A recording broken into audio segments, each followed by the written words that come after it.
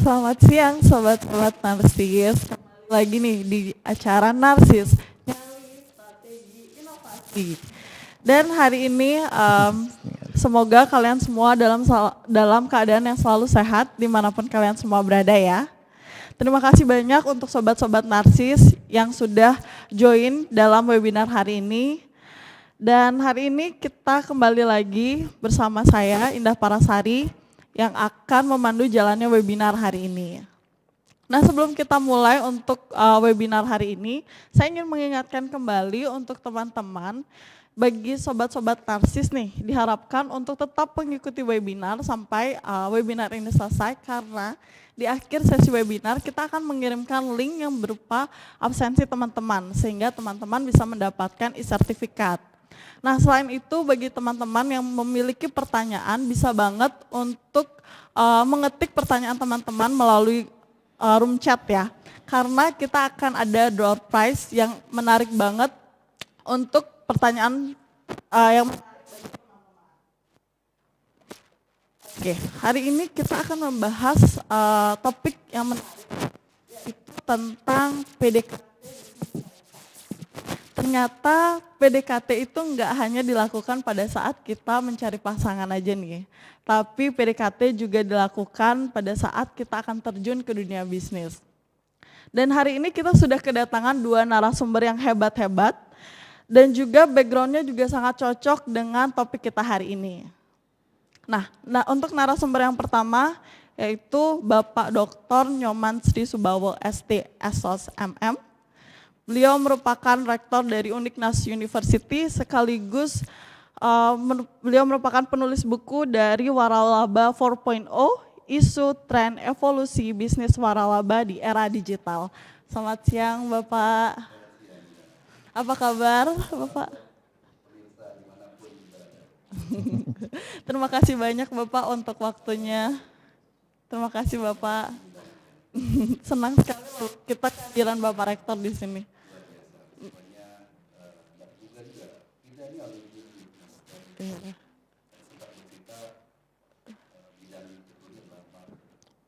Ya, marketing. Sambil belajar juga dari sini kemarin, Pak.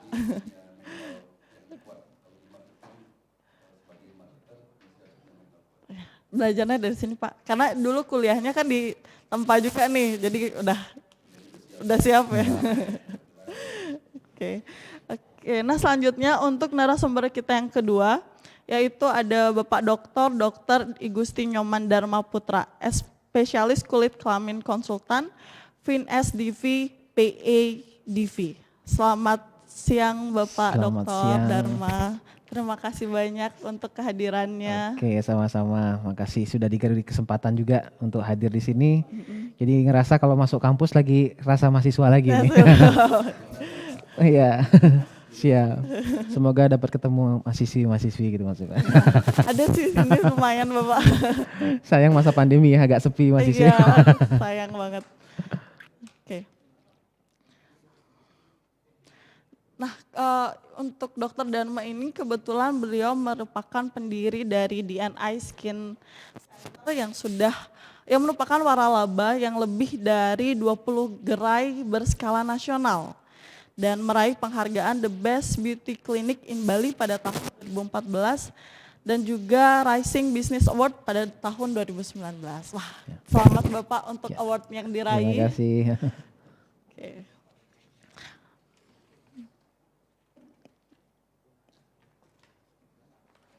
Nah, langsung aja nih kita mulai untuk webinar hari ini. Nah, Pak, selama ini kan masyarakat umum itu mengenal bahwa bisnis franchise itu adalah bisnis dengan brand, dengan merek yang sama nih, dan tersebar di banyak tempat. Menurut Bapak, terus bawa dulu deh, untuk pengertian bisnis franchise sendiri itu seperti apa sih Pak? Apakah sama dengan apa yang masyarakat tahu, apa ada spesifikasinya lagi? Oke, baik. Dan dokter, sebelumnya saya juga cerita ketika belum menuju ke dunia franchising.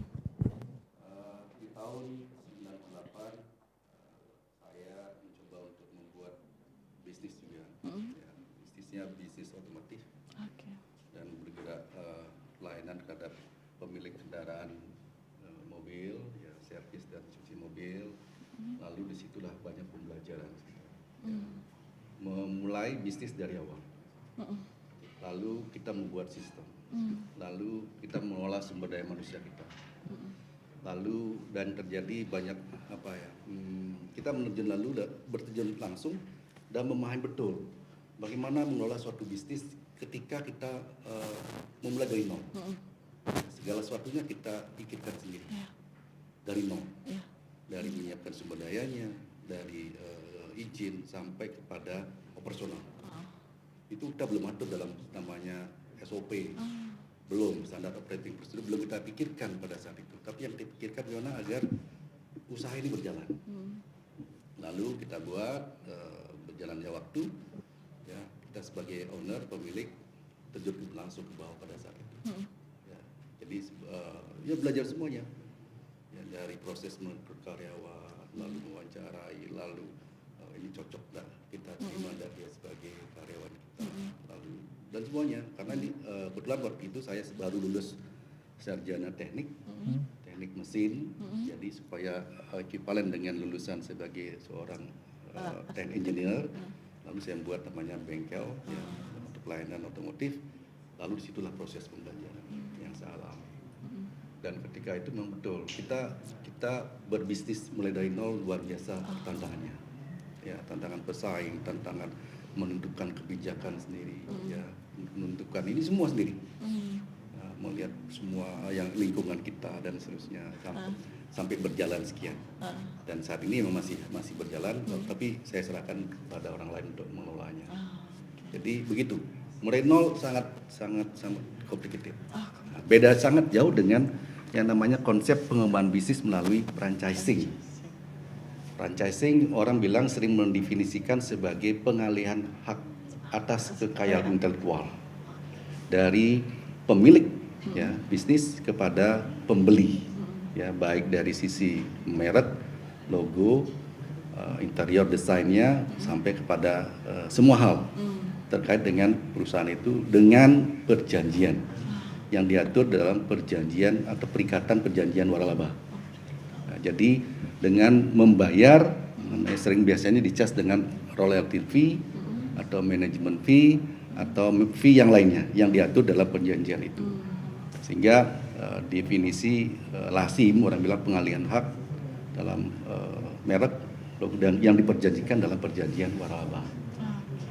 Sehingga fenomena itu sampai sekarang, ya, kalau ingin mudah mengembangkan bisnis, belilah waralaba. Iya benar. Sehingga tidak perlu banyak pikir. Lagi bedanya di situ. Tidak perlu banyak mikir, tidak perlu, tinggal jalankan SOP yang sudah diberikan atau panduan yang diberikan oleh franchisor, ya jalankan. Dan di situ ada proses bimbingan, ada proses pengawasan, ada proses pendampingan. Ya, franchising tidak dilepas begitu saja. Mereka mendapatkan pendampingan dari pihak franchisor pemilik waralaba. Ya, saya banyak belajar ketika saya melakukan riset tentang waralaba. Dan pertama kali saya tanpa menyebut, ya, ada beberapa perusahaan seperti misalnya perusahaan fast food yang home base-nya di Amerika sana, tidak serta-merta mudah menerima namanya master franchise. Tidak mudah. Kenapa begitu, Pak? Karena ada beberapa dari sisi karakter. Saya membeli sebagai franchisee, Indah sebagai franchisor. Ini kan kita belum ada chemistry, belum tahu seperti apa saya.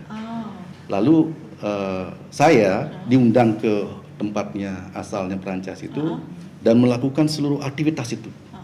Ya, belajar dari situ. Mulai dari ini fast food, ya, jadi belajar dari menggoreng, dari bersih-bersih lantai. Bos loh, tapi belajar bersih lantai. Karena standarnya mesti harus diikuti. Bersih menurut saya, bersih menurut Indah, menurut dokter belum tentu sama kan? Iya benar. Betul kan? Iya. Gosok-gosok bersih udah, tapi menurut pemilik waralaba belum tentu dia nggak bersih. Maka disitulah berikan pelatihan mereka di Amerika sana selama sekian tahun. Belum tentu loh langsung terima jadi master franchise, belum tentu. Jadi diberikan ini pembelajaran tentang karakternya. Ini layak tidak diberikan sebagai master franchise-nya di Indonesia. di situ dari awal memberikan pembelajaran. Ya kalau tahu ya fast food ya, goreng menunya semua itu dipelajari. Paham enggak dia ini? Kalau orang bilang pasiennya dapat enggak? Cinta enggak dengan usaha ini, bisnis ini. Udah mudah kita pahami itu. Dengan di situ kita bisa tahu. Master franchise tahu, oh ini betul-betul menghayati kerjaannya. Ketika saya memberikan list franchise-nya kepada dia, yakin ini pasti jalan. Nah, jadi makanya ada orang bilang ada 4 ya. 1 fokus atau passionnya, cinta enggak sama pekerjaan itu. Kemudian bagaimana suatu unik ya, uniknya unik orang bilang. Nah ini perlu, dan pasar yang tuju.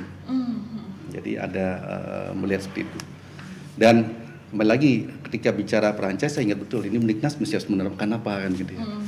Lalu saya berpikir wah Undiknas mesti harus lakukan entrepreneur. Yang kita nyebutnya entrepreneur mandiri. Yang kita sudah tuangkan dalam statuta, kita sudah tuangkan dalam panduan RIP, rencana induk pengembangan, kemudian kita termasuk institusi-institusi yang ada sekarang, termasuk INBIS hari ini. Itu bagian dari pengembangan entrepreneur. Termasuk kita mengajak Pak Dokter sebagai Ketua IPI Bali. Nah, saya ingat itu Ketua IPI Bali, ayo dong kita bantu Undiknas bagaimana mengembangkan ini agar bisa mencetak ya, lulusan-lulusan entrepreneur yang mandiri. Sehingga dari situ kita kolaborasikan dengan kurikulum. Undiknas punya kurikulum namanya menselaraskan Permendikbud 03 2020 sebagai Merdeka Belajar Kampus Merdeka. Kampus Merdeka. Pernah dengar ya? Pernah dengar. Pasti pernah dengar. Itu kita coba kombinasikan. Jadi teman-teman yang dari program studi manajemen misalnya, yang konsentrasinya entrepreneur, bisa mengambil mata kuliah di program studi hukum yang belajar tentang hak atas kekayaan intelektual. Bisa belajar ke komunikasi, dia belajar tentang komunikasi atau digital marketing dan sebagainya. Jadi bisa lintas program studi yang menjadi minat. Jadi kami kampus Undiknas memfasilitasi ya, kampus Merdeka Belajar, kampus Merdeka ini, dan mahasiswa punya hak untuk belajar itu. Sehingga melengkapi agar lulusan ini secara komprehensif ketika sudah masuk ke dunia industri, dunia usaha, dunia industri senyatanya. Ya, dengan termasuk juga kami memberikan kepada mahasiswa untuk melakukan magang, Pak Dokter. Boleh magang sampai 6 sampai 1 tahun. Tujuannya apa? Agar secara aplikatif penerapan ilmu itu bisa diterapkan. Betul. Nanti teman-teman jangan kaget. Teman-teman semester 4, 5 sudah masuk ke perusahaan. Tujuannya apa? Tujuannya agar mereka juga paham tentang sesungguhnya ya. Oh, ini loh sesungguhnya entrepreneur entrepreneurship mandiri ini. Belajar berwirausaha.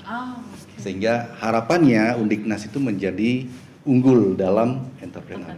Kami juga mencanangkan tahun ini adalah tahun riset, tahun berikutnya tahun entrepreneur 2021, tahun 2022 digital. Tahun digital, dan berikutnya adalah tahun akreditasi internasional. Nah, karena pandemik ini jadi proses tahun digitalnya dipercepat. Karena mesti harus pembelajaran, betul, harus dipercepat. Ini fenomena kami karena kami sudah canangkan dan sudah disetujui oleh Sivitas Akademika untuk melaksanakan, dan kita harus cepat. Sehingga mampu bersaing untuk di dunia ya di kampus ataupun dimanapun. Begitu, Indah. Menarik banget Bapak. Ya. Ternyata dari franchise ini juga banyak banget, nggak segampang itu ya Bapak ya. Jadi ada standarnya tersendiri, bagaimana pemilik dari franchise akan memberikan izin usahanya kepada orang lain. Ternyata saya kira kalau kita punya modal aja kita tinggal beli terus langsung bisa. Kalau itu yang terjadi, apa efeknya? Ada positifnya, ada negatifnya juga. Negatifnya apa? Ketika itu diberikan semena-mena tanpa mengkoreksi, tanpa melakukan survei, tanpa melakukan investigasi terhadap recordnya dalam berbisnis, akan terjadi serampangan, lalu usaha itu tutup. Ya akibatnya apa? Pemilik waralaba akan menjadi nama baiknya.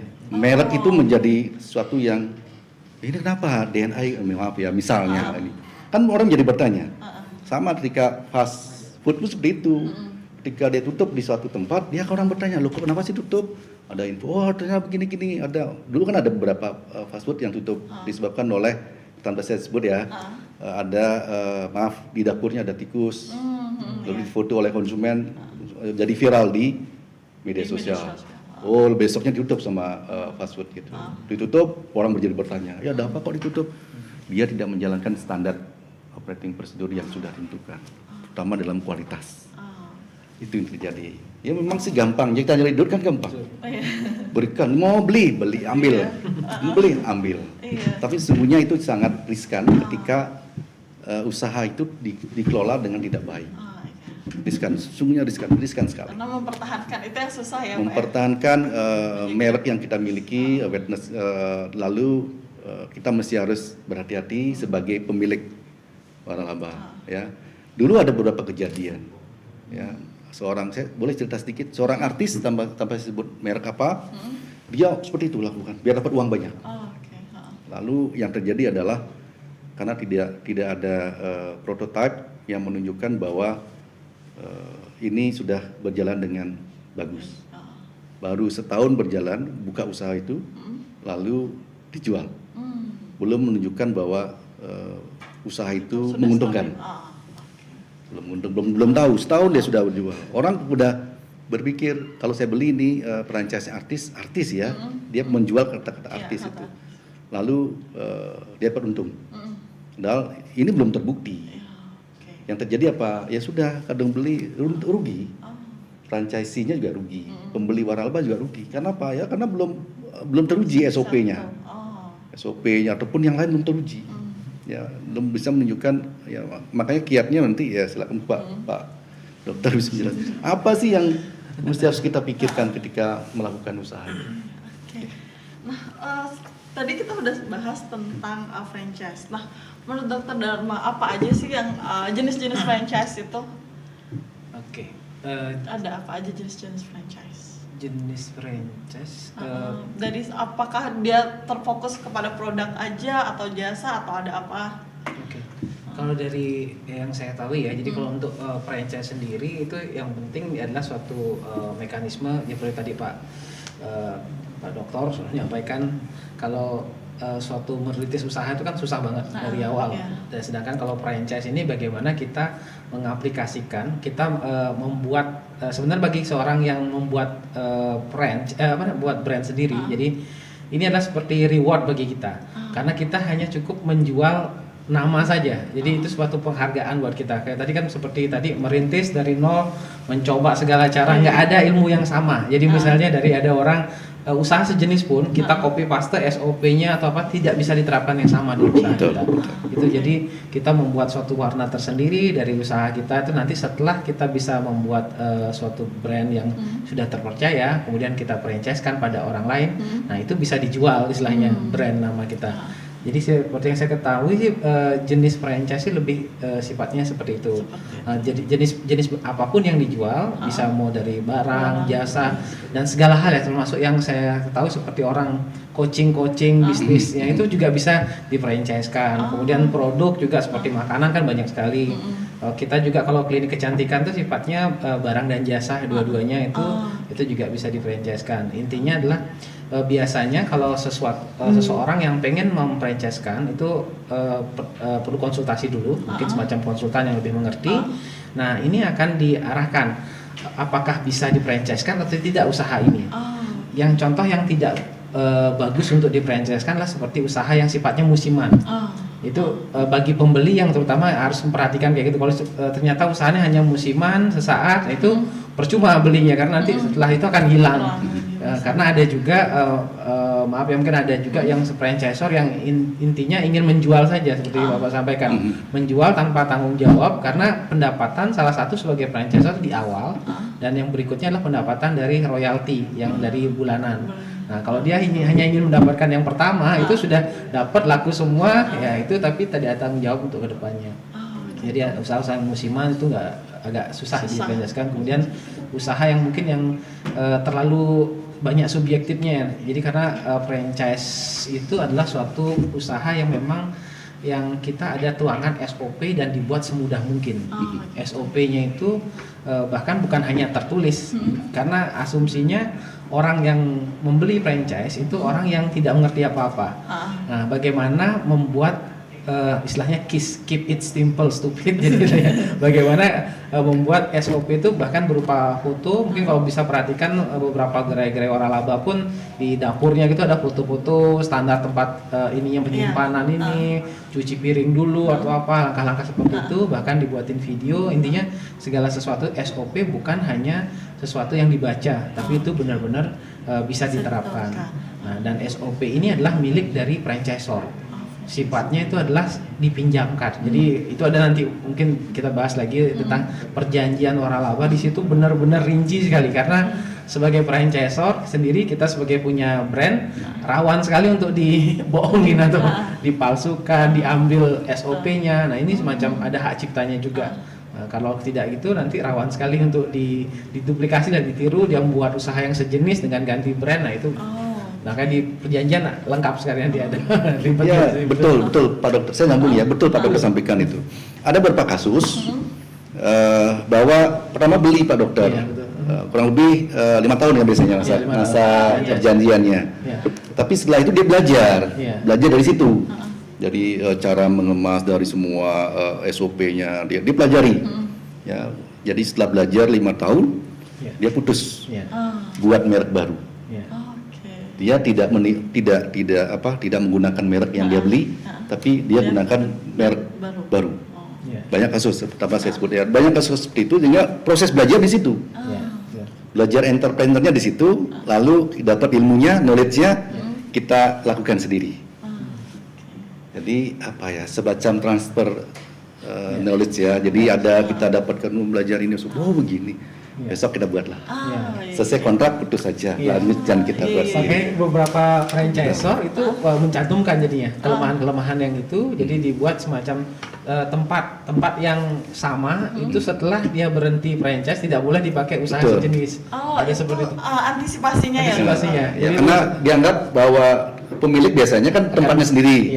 Lalu next pelanggan sudah tahu di situ bahwa situ adalah tempat jenis usaha ini. Tapi ketika selesai kontrak dibuat sendiri di tempat yang sama. Betul, ada perjanjian seperti itu. Itu menutup kemungkinan. Kemudian ada juga selama masa franchise atau ada hitungan berapa tahun itu mau keluarga, anak, istri tidak boleh berbisnis yang sejenis. Ya, betul. Jadi ada hal-hal yang berusaha sudah diantisipasi ya Pak Dokter ya. Kalau enggak itu akan merugikan sekali pada franchisor. Kemudian mungkin kalau kita sih syukurnya kalau bentuknya klinik kecantikan dan kita punya produk, nah itu kita punya sesuatu khas produk yang hanya boleh dijual di tempat kita dan dia harus beli di kita. Memang kalau yang makanannya agak berat juga, makanya seperti fast food yang besar kan dia mempatenkan, jadi belinya harus serbuknya tuh khusus dia. Nah, kalau enggak gitu ayam kan susah, bentuk ayamnya mau beli gimana juga sama. Tapi ada juga franchisor yang membuat sistem mereka harus beli di ayam di mereka, jadi ada sistem di drop langsung karena mereka beli sekalian ayamnya, jadi karena mereka punya standar sendiri. Jadi ayam tuh harus seperti ini, yang seperti apa, umur ayamnya atau apa, jadi biar seragam. Ada juga seperti itu. Banyak celah-celah yang memang saling kasus ini ya udah ditutupin seperti ini. Jadi memang pas saat pemilihan seperti Bapak sampaikan memang memilih franchisee memang bukan hanya orang yang mau beli aja. Memang harus kenal dulu, ada chemistry, lihat orangnya gimana, karena rawan sekali menjadi konflik. Jadi masalah antara franchisor selain ada perjanjian sendiri, kalau kita nggak kenal orangnya, kalau saya sih bahkan memilih biasanya yang punya usaha dulu.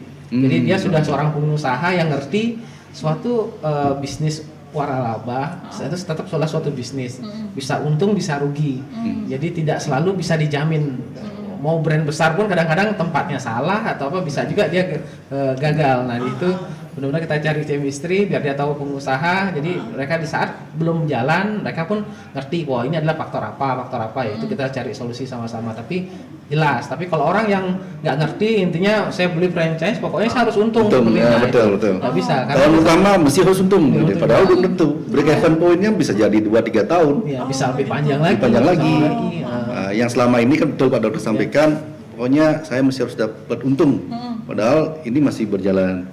Dia untungnya pikirnya begini, saya bayar royalty fee sekian, itu mesti harus balik modal cepat. Iya, benar. Nah, padahal kalau kita hitung-hitungan secara kalkulasi secara ekonomi, break even itu kan ada waktunya. Ya bisa 2-3 tahun atau 5 tahun atau apa. Dan sebagainya. Wow, Ya. ternyata cukup kompleks ya. Bahkan Tidak juga- mudah. Kalau Pak Dokter misalnya mau jual sembarang itu, nanti mereknya menjadi Iya, apa ya? Rawan sekali. Betul, terbawa negatif. Orangnya ini sehingga perlu betul kewaspadaan untuk memilih Iya, apalagi franchise. media sekarang kan media sosial sekali dibuat ketik doang langsung. Iya, dan itu sekali nge-search brand kita, berita yang jelek bisa muncul kalau Iya. memang ada yang nggak bagus, dan itu sifatnya nasional ataupun dunia juga kan. Di situ juga, di sini juga mungkin yang perlu diperhatikan masalah sebagai kalau yang sebagai pembeli franchise itu kadang-kadang proyeksi keuangan itu juga hati-hati. Jadi misalnya menjanjikan kan dibuat proyeksi presentasikan misalnya setahun segini keuntungan segini gini. Tapi biasanya kalau franchisor itu pasti ada tanda kutipnya, maksudnya itu berdasarkan proyeksi outlet yang mana gitu modelnya. Jadi kalau orang yang membeli juga perhatikan, karena memang tidak selalu akan sama persis, tapi bisa turun bisa naik. Jangan langsung cepat tergiur juga janji seperti ini, nanti kenyataannya enggak. Jadi hal-hal itu sifatnya harus terbuka. Kayak itu sih. Iya. Itu tip kalau buat beli ya. Kalau membuat pembeli. Ya emang sederhana, kita hitung-hitungan, kita punya uang berapa sih gitu ya, Dok, ya. Berapa Kita sih, punya uang segini, kita beli DNI sekian miliar itu misalnya. Waduh, kita nggak cukup. Nah, berarti kan jadi kita milih itu, pilih lagi yang ini. Ini berapa dari kantong kita lihat dulu, lalu ya perlu juga survei ya. Kita pembeli pun mesti harus survei. Ya, survei itu apa? Survei misalnya ya, minimarket A gitu. Itu kapan ya balik modal? Kita bisa jadi tanya kepada mereka yang telah melakukan itu. Betul. Ya, lakukannya berapa lama sih laku ini? Oh, semua asumsi. Asumsinya sekian bulan, setahun, 2 tahun dengan penjualan sekian tahun balik modal. Baru kita lakukan the judge, kita beli ini aja sesuai dengan kantong modal yang kita miliki. Karena franchise itu kan sesungguhnya perlu modal juga. Iya, benar. Modal yang secara ekonomi, uang, berapa modal yang bersetorkan untuk membeli itu. Ya. Ngomongin soal modal nih Pak, kira-kira berapa sih yang diperlukan untuk Itu ya, Pak. para pemula bisnis ini untuk terjun ke dalam dunia franchise? Oke. Untuk pembeli nih atau? Ya, untuk pembeli. Kalau untuk pembeli itu tergantung jenis franchise kembali. Jadi kalau orang bilang kalau yang makanan tuh banyak ada sistem gerobakan. Yang gerobakan tuh biasanya ada, hati-hati juga bahasanya, franchise misalnya puluhan juta, tapi nanti setelah ditambah ini, tambah renovasi standar ini Jadi banyak juga jadinya. Ada juga seperti itu. Jadi misalnya rata-rata mungkin 100-200 jutaan. Saya lihat seperti kayak kopi-kopian kayak gitu, itu rata-rata mungkin sekitar ada angkanya 130 atau 50, tapi nanti ada renovasi kurang lebih yang bentuknya itu mungkin bisa 200 jutaan kurang lebih. Ada seperti itu. Kalau untuk klinik kita di luar tempat, kalau di DNI sendiri kita ada yang paket franchise untuk karena untuk masalah sewa dan renovasi itu sangat fleksibel. Itu tergantung dari luas tempat dan lain-lain. Kalau kita membuat sistem standar renovasi adalah 200 juta yang renovasi dengan satu outlet yang satu ruko 2 lantai itu 200 juta. Kemudian kalau paket alat-alat dan lain-lain itu sekitar 380-an. Jadi total sekitar 700-an di luar sewa tempat. Nah, kalau untuk misalnya ini kan kita mau franchise nih. Dengan modal yang sekian tadi menurut kantong-kantong mahasiswa nih, siapa tahu teman-teman sobat-sobat webinar Boleh. itu masih mahasiswa nih. Ada nggak sih franchise yang lebih murah lagi? Ada banyak. Ada kalau punya duit 5 juta bisa punya dari 5 juta juga bisa ya, Pak ya? Kan ada beberapa franchise, mungkin tidak bisa saya sebut ya di sini karena merek. Iya. Ada merek kemudian termasuk di gerobaknya diberikan. Mungkin pernah dengar ya, saya pasti tahu lah. Nah, itu. Jadi itu 5 juta bayar, diberikan bahannya, materialnya sampai gerobaknya. Tinggal lakukan. Besok mau nambah modal, bukan nambah modal, beli lagi situ, lalu dijual lagi. Jadi gitu. tidak mahal tidak juga mahal. Jadi franchise 5 juta sudah bisa dilakukan. Oke, berarti franchise itu tidak hanya identik dengan modal yang besar aja ya Pak ya? Betul. Jadi yang pernah saya amati beberapa franchise ya, misalnya minimarket. Minimarket itu ada klasifikasi. Ya, klasifikasi terkait dengan satu lokasi. Kalau lokasinya strategis, lokasinya 24 jam begitu padatnya, ya, lalu mereka membuat klasifikasi. Jadi mereka survei kira-kira satu hari 1 kali 24 jam berapa kendaraan lewat. Itu sebagai penentuan jenis klasifikasi. Ini masuk klasifikasi A, B, atau C. Mobil apa nih yang lewat? Kepadatan. Jadi kepadatan lalu lintas menjadi tolak ukur. Lalu berikutnya adalah jarak antara outlet satu dengan yang lain. Itu menjadi tolak ukur juga. Kemudian kalau kita cermati daya beli masyarakat menjadi tolak ukur juga. Nah, kalau daya beli masyarakat tinggi, Bali kan cukup tinggi ya Pak Dokter ya. Nomor 2 setelah Jakarta misalnya. Tentu beda price-nya atau royalty-nya pasti beda karena hitungannya adalah kalau padat daya beli masyarakat tinggi cepat balik modal. Nah, jadi dibuat lebih tinggi. Ada skala A, B, C dan seterusnya. A tadi Pak Dokter mengatakan yang paling rendah itu berapa? Dengan speknya seperti ini. Yang B di atas itu misalnya bayar fee sekian, klasifikasinya ini, ya, bayarnya sekian. Lalu yang C, demikian dibuat klasifikasi, tinggal pilih aja. Saya ingin lokasi di A, mereka observasi, ini sekian, bayarnya sekian. Jadi pemilihan lokasi juga menjadi klasifikasi berapa franchisee mesti bayar kepada franchisor. Nah kalau misalnya kita udah tahu nih mau pilih franchise yang mana, modal kita berapa, selanjutnya kita mau franchise ini kemana nih Pak? Bingung. Oke, kemana tempatnya harus kita? Kita nih zaman digital, informasi banyak sekali dari internet gitu. Coba diklik. Asosiasi Franchise Indonesia itu punya asosiasinya itu. Diklik sana mereka memberikan informasi apa saja sih yang bisa kita mau beli bidang usaha apa, laundry, tinggal klik aja banyak. Misalnya bidang kesehatan banyak di situ muncul. Tinggal ada direktorinya, tinggal milih modal berapa awal, berapa dan semua dijelaskan di situ.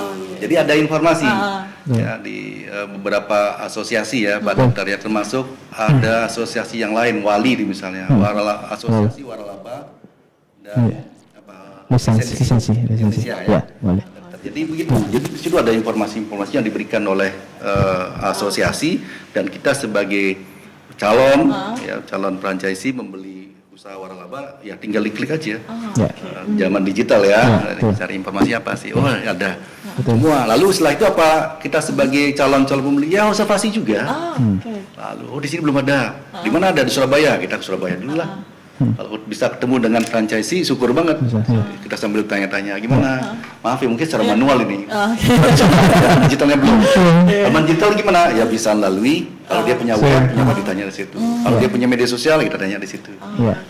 Ya Pak Dokter, ya mungkin nggak perlu datang ke Pak Dokter. Pak Dokter punya usahanya punya media sosial, ditanya di situ aja. Kalau kita sudah jelas franchise yang kita tuju. Ya, karena kan banyak itu jenis dan ragamnya. Pendidikan ada juga lembaga pendidikan. Ya, lalu yang paling apotek bahkan juga. Apotek ada ya. 24 jam juga ada semua. Kok saya sebut merek ya? Sama ini mungkin juga tambahan. Jadi selain digital tadi, emang kayak kita sebagai franchise tuh memang ada katalog waralaba itu tadi, emang bisa dimuncul di website, juga di pameran franchise. Pameran franchise itu ada tahunan, ada IFRA, ada macam-macam jenisnya. Biasanya di Jakarta sih. Biasanya di Jakarta. Saya pernah sekali sih ikut pameran juga. Jadi kita kalau di sana tuh benar-benar kita langsung bisa ngelihat ini waralaba macam-macam. Nah di sana kan bisa lihat brosur-brosurnya, kemudian nanya-nanya langsung, mencoba. Kalau yang makanan bahkan bisa mencoba langsung untuk makanan menu. Gitu. Ya, ada mereka yang menjual dibuat produknya atau apa sekalian. Nah di situ sih lebih lihat semuanya macam-macam dan jenisnya apa. Itu bisa dilihat sebelum acara, sudah tahu kita yang ini, dan itu biasanya beramai banget, ramai banget sampai ngantre banget di CC biasanya. Biasanya itu tiap tahun Pak. Tiap tahun bahkan ada setahun 2 kali yang beda-beda brand, beda asosiasi. Nah itu yang ramai banget, bahkan tingkat Asia Tenggara juga kadang ada. Nah itu bisa melihat langsung bagaimana ininya, apa namanya, kameranya, langsung nanya-nanya langsung, sudah ada timnya di sana. Bahkan biasanya ada dealing yang harga khusus di harga pameran biasanya seperti itu gitu. Ya termasuk juga ini franchise internasional. Ya. Itu juga ada International Franchise Association, di situ juga ada apa listnya, kita mau menuju kemana, mau nyasar dengan modal berapa kita. Di situ juga dijelaskan. Jadi tidak akses informasi segala sesuatunya dengan digital kita bisa ya termasuk webnya, termasuk ya segala sesuatu. Ya tadi Pak Dokter sudah menyampaikan Expo salah satunya, yaitu bagian dari cara mereka untuk menggait franchisee. Ya kita membuat bentuk-bentuk yang menarik. Ya dong ini kita bagian dari salah satu yang menarik, terutama di Indonesia yang belum menjadi sasaran ya Pak Dokter, ya biasanya begitu. Saya tidak tahu juga ketika Pak Dokter menemukan calon itu apa yang mesti dilakukan, yakin tidak dengan mereka ini mampu menjaga merek dari yang mau dijual ini. Kan seringkali gitu Pak Dokter, pasti yakin Pak Dokter punya cara untuk melakukan itu. Betul. Jadi yang pertama kalau kita sih biasanya kalau yang tertarik itu biasanya kita undang ke Bali dulu. Jadi kita ketemuan di sini, ya kita ngobrol-ngobrol. Kemudian setelah kita ada kontak kira-kira orangnya oke, nah nanti berikutnya ada kita survei tempat. Karena seperti tadi Bapak sampaikan, memang lokasi itu penentu sekali dalam usaha. Jadi akses ya. Jangan sampai kita istilahnya franchise ternyata lokasinya nggak pas gitu loh. Jadi nanti ada tim dari kita yang survei lokasi, kita ngelihat. Biasanya kalau klinik kecantikan kita malahan lihat pesaing yang sejenis, dan itu biasanya kita usahakan cari lokasi yang deretan di situ, memang ngumpul biasanya lebih enak, karena orang biasanya udah mindsetnya mau nyari perawatan ke sini gitu loh, jadi udah akan jadi satu inilah tempat khusus. Nah di situ kemudian kalau satu deret menguntungkan enggak Pak Dokter? Menguntungkan. Misalnya Pak Dokter klinik kecantikan. Lalu membuat di tempat itu kira-kira menguntungkan enggak atau dianggap bersaing di depan? Menguntungkan. Jadi nanti kita mencari yang deretan itu ya. Karena kadang-kadang juga dapat lepas-lepasannya. Kalau mungkin ada nggak cocok. Dan tapi yang utama sih adalah mindset. Orang kalau misalnya kayak kita mau nyari makan di daerah Tekumar gitu misalnya, orang perawatan kan daerah Renon seperti ini, itu akan lebih mudah kalau kita ke sana. Buat di sana otomatis orang lewat tuh kan ke sana orientasinya gitu. Kemudian parkir, karena ini namanya pelanggan kita kan ibu-ibu wanita, jadi tempat parkirnya seperti apa itu yang ini kan. Kemudian nanti kalau sudah oke, baru kita presentasikan ke perjanjian. Yang perjanjiannya harus detail banget. Nah di sini juga mungkin saya stressing kalau di perjanjian itu juga pembatasan itu harus jelas. Batas, jadi maksudnya jangan sampai kita misalnya franchise orang misalnya di kota Makassar misalnya, ujung pandang, jadi di kota itu jangan dikasih satu kota. Istilahnya kita harus batasin dia kurang lebih misalnya satu kabupaten atau satu beberapa kecamatan yang areanya bisa yang di perjanjian bisa sampai digambar areanya segini, karena kalau misalnya dia tidak perform itu kita bisa membuka atau menawarkan ke yang lain di tempat yang dekat di sana. Karena kalau nggak gitu, kalau di lock di satu daerah tanpa kita batasi, di saat mereka tidak berjalan, kita akhirnya brand kita tidak bisa masuk ke sana karena kita sudah menghargai perjanjian di situ. Jadi di situ biar untuk fairnya juga bagi yang beli juga dia ngerasa fair kalau kita tidak akan masuk ke sana membuka cabang yang sama atau buat sendiri ataupun dengan orang lain. Nah itu yang di perjanjian itu benar-benar saya juga baru tahu waktu itu karena dulu manggil konsultan, ternyata sampai batasan tuh pakai gambar di peta aja sampai segini luasnya, jadi segitu khusus untuk dia boleh di sana. Jadi kalau nggak perform kita bisa tambah lagi atau menawarkan dia. Biasanya kita perjanjian selalu kalau mau buka cabang di dekatnya, misalnya kayak saya di Surabaya gitu misalnya, kita harus tanya dulu yang franchisee yang ini. Jadi apakah mau beli juga, mau buka juga di sana atau tidak? Karena kita mungkin ada hitungan trafficnya seperti apa. Jadi kalau mau baru kita bisa bareng sama dia atau bisa yang lain gitu sih. Gitu. Jadi sampai perjanjian, setelah perjanjian baru nanti biasanya kalau franchise, makanya ini sebenarnya menarik bagi teman-teman yang buat usaha ya. Jadi anak mahasiswa pun juga sebenarnya dia terinspirasi kalau bukan hanya membeli tapi harus punya bisa membuat ya, karena segala yang kita buat memang create-nya susah banget di awal, membuat sistemnya susah banget, tapi setelah kita bisa brand kita diakui, kita hanya menjual nama, benar-benar passive income jadinya. Kemudian bisa dapat royalti yang benar-benar kita nggak perlu kerja, nggak perlu modal. Yang berikutnya juga kalau itu kali banyak itu lumayan.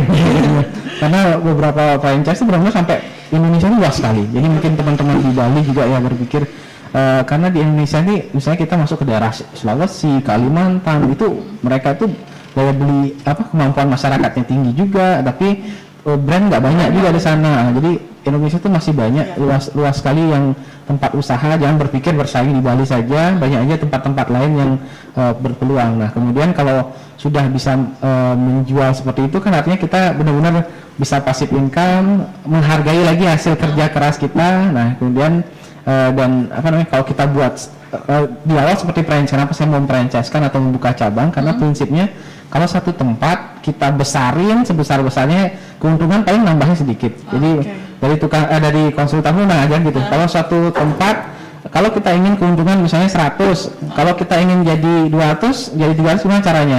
Kalau tempat yang sama kita tambah marketingnya, tambah alat, tambah apakah jadi 200? Belum tentu, paling naiknya 150. Tapi kalau kita mau jadi 200 ya buat aja lagi 100 yang sama. Coba jadi beberapa tempat itu akan jauh lebih jadi besar. Dan yang berikutnya sih untuk teman-teman usaha itu adalah kepercayaan, trust. Jadi di saat kita sudah punya banyak cabang, itu trustnya akan makin banyak, makin kuat, dan orang pun akan, brand kita yang lama pun akan terimbas. Walaupun kita yang punya itu mungkin beberapa franchise, tapi brand kita yang punya sendiri kan akan jadi terimbas. Dan berikutnya di saat kita mau buka usaha lagi di tempat lain itu akan lebih mudah karena sudah dikenal. Nah, jadi itu saya lihat penting sekali bahwa kalau kita membuka cabang yang banyak dengan berbagai cara, itu saya rasa bisa membantu mengangkat brand sendiri, daripada satu dibesar-besarin itu nggak akan bisa panjang, bisa lebih dipercaya gitu sih. Iya, sungguhnya menarik nih Pak Dok. Saya nambahkan sedikit. Ketika memilih franchisee, pasti menjadi faktor itu adalah ketika kita tidak memahami karakteristik dan sosial budaya masyarakatnya. Setiap daerah kan berbeda. Misalnya Pak Dokter sampaikan di Sulawesi, di Kalimantan, ya kita tidak tahu karakteristik masyarakatnya. Tapi ketika kita menggandeng masyarakat lokal itu, kita jadi paham. Dan apa strategi yang harus dilakukan ketika itu sudah diri. Kan bagian dari mengajak, lalu kita sharing ekonomi. Berbagi, kembali lagi berbagi, kata kuncinya mungkin berbagi. Jadi ada sisi demokratik itu semua ya. Kalau kita tidak melakukan riset sendiri, mungkin dari masyarakat situ yang melakukan riset kecil. Mereka paham betul. Orang Bali itu misalnya ya, Denpasar dengan Karangasem belum sama kan Pak Dokter? Atau Denpasar dengan Surabaya mungkin beda, sangat beda. Atau Denpasar tadi Sulawesi Sulawesi juga begitu luas kan Pak. Ada Manado, itu pun memiliki karakteristik yang berbeda-beda.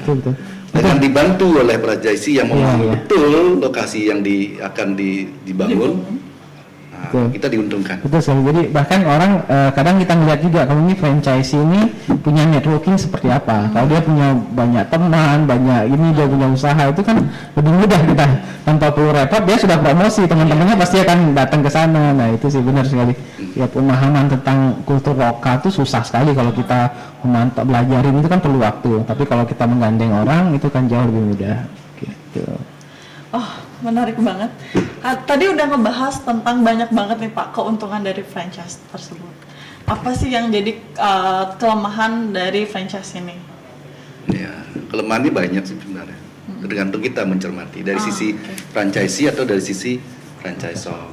Dari sisi franchisee atau franchisor mungkin agak kekhawatiran, kita belum mengenal jauh dengan mereka yang membeli franchise merek kita.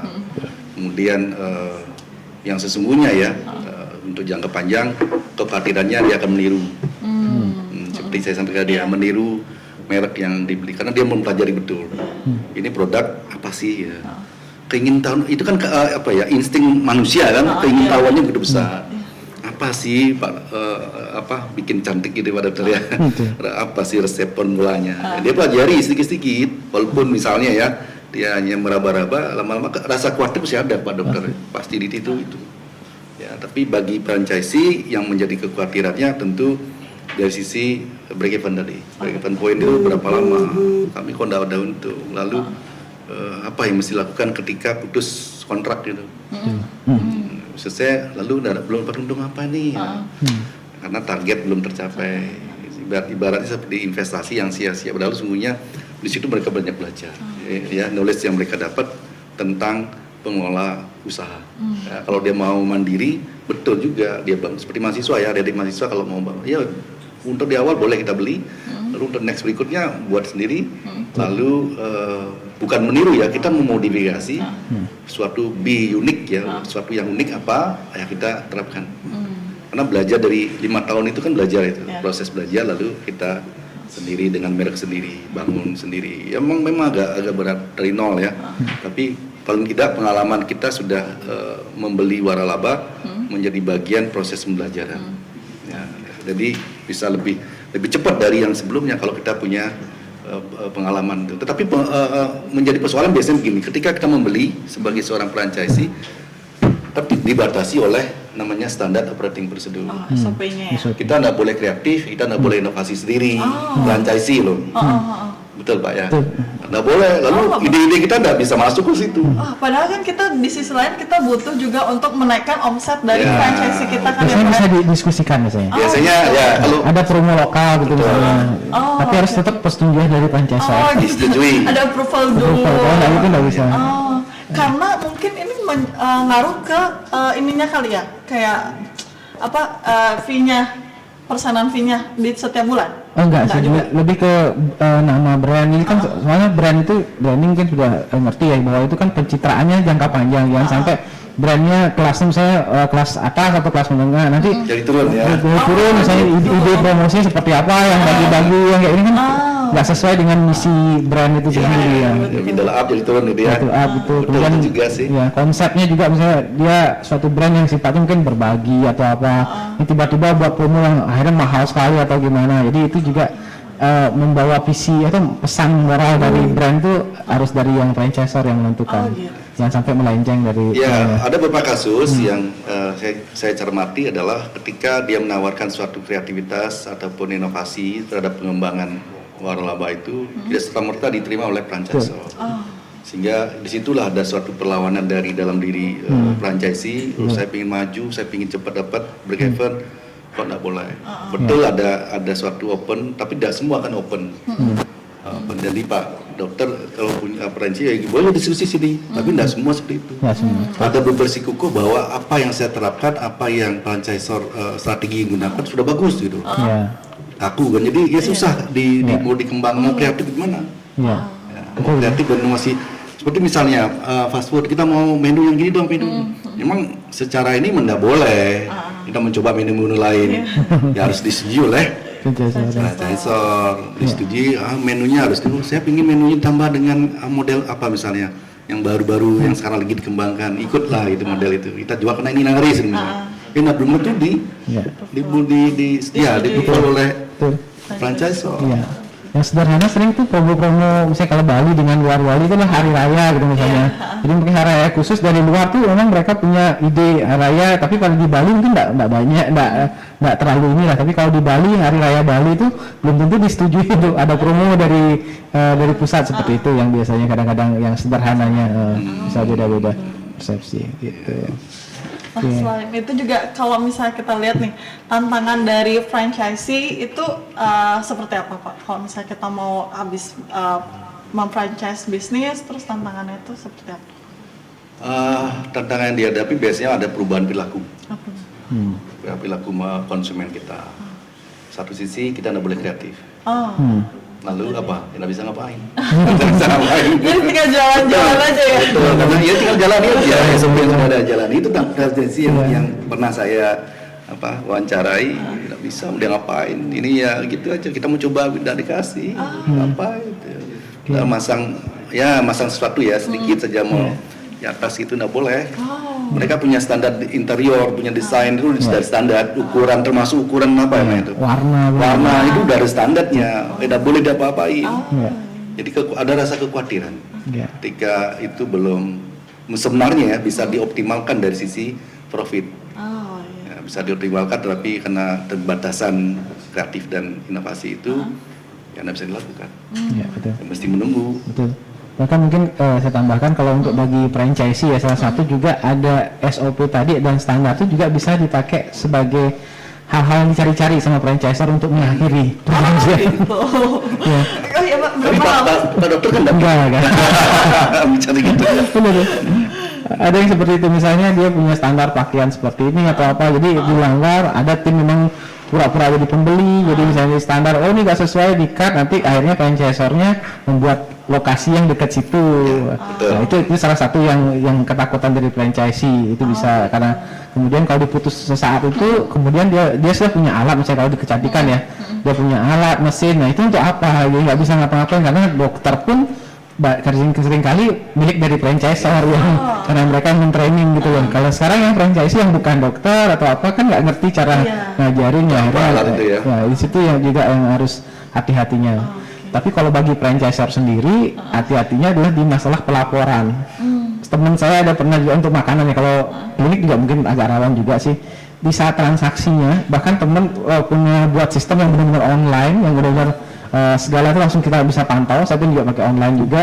Cuman mereka ternyata bisa ada 2 kasir di situ, 2 sistem, dua nota yang berbeda. Jadi istilahnya, apalagi kalau makanan ya itu rawan sekali. Jadi billnya kan bukan langsung belanja transaksi ini kan, billnya dibawain itu ternyata ada 2 komputer dan komputer satunya disembunyikan. Nakal dari franchisee yang nakal karena besaran omset itu kan besaran yang dia harus bayar royalti. Jadi kalau disembunyikan segitu, akhirnya bayarnya kan dikit jadinya. Jadi dia ngeliat kok sepi sekali, kok bisa dikit sekali omsetnya, kelihatannya rame. Itu ya. Makanya benar-benar kalau franchisor itu juga CCTV juga kita pantau, kemudian laporan ini, jadi emang kucing-kucingan, makanya kembali adalah trust itu. Kalau kita bisa dapat calon itu memang pertama harus chemistry-nya benar, kita trustnya seperti apa, ya kejujurannya, itu harus dapat orang yang pas ya, karena udah masalah uang itu agak rawan, agak resiko. Tadi kan juga dibahas nih Pak soal pemutusan sementara franchisee. Nah itu apakah ada jangka waktunya tersendiri atau maksudnya ya udah karena kamu membuat satu kesalahan ya udah nggak usah lagi deh dilanjutin sampai misalnya masa franchise itu kurang lebih 5 tahun ya? Tergantung yang diperjanjikan. Bisa 3 tahun, bisa 5 tahun. Seperti misalnya minimarket ya 3 tahun. 3 tahun. Nanti bisa diperpanjang jadi 5 tahun dengan bayar sekian kali setiap tahunnya. Jadi betul itu bagian dari apa ya, itu nggak tahu ya strategi atau gimana. Kadang-kadang franchisor tuh melihat-lihat kondisi, ya, kemudian dilihat ini bagus, lebih baik saya sendirilah gitu. Padahal sesungguhnya berawal dari kedisiplinan franchisee untuk melaksanakan SOP yang sudah ada, kemudian bagus, sistem berjalan dan dari sisi profit bagus. Tapi franchisor pun melihat ini bagus, lebih baik nggak usah saya perpanjang. Saya aja ambil. Bisa jadi seperti itu. Jadi ada apa ya? Ya ini berapa kasus ya? Ada beberapa kasus yang saya ketika saya cermati, saya kaji, oh seperti ini fenomenanya. Ada begitu. Dan ya franchisee wajar dia ketika masa kontraknya udah mau habis, apa yang mesti harus dilakukan? Ya, menggunakan merek baru atau beli franchise yang lain. Itu juga apa ya? Yang lagi kita mesti berhitung, berinvestasi itu perlu berhitung ya Pak Dokter. Berapa lama kita break even, berapa dan semua mesti dihitung dengan baik matang. Tidak semudah yang kita bayangkan kalau memberi franchise, beli dapat untung, tidak semudah itu kita. Ada juga yang 5 tahun belum dapat break even, ada juga. Jadi mesti harus ada perlu kehati-hatian. Kehati-hatian dalam memilih dan memutuskan franchise apa yang mesti kita beli. Ya, paling bagus betul Pak, kita ya observasi juga lalu ya. Dan perjanjian itu terutama ya, benar. Itu perjanjian itu memang seperti kayak undang-undang, panjang lebar dan ribet sekali bahasa hukum sekali. Tapi itu benar-benar harus dicermati. Seperti tadi mungkin pertanyaannya, kalau bisa diputus sesaat langsung, tergantung di perjanjian.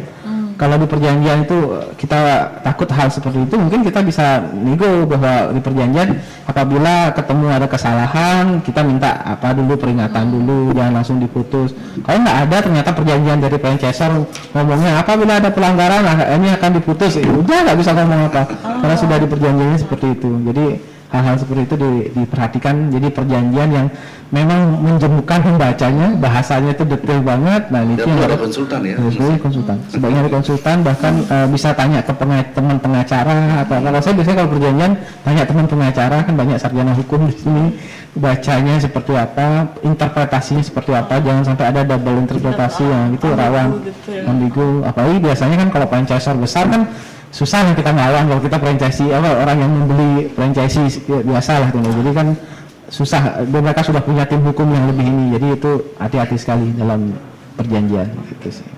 Berarti kerjasama itu juga harus kita lihat, kalau misalnya kita mau ke franchise, kita juga harus lihat secara detail kerjasamanya seperti apa. Perjanjian kerjasamanya. Perjanjian kerjasama. Apalagi nih Pak, yang selain dari segi misalnya pemutusan franchise, terus Iya, apa aja?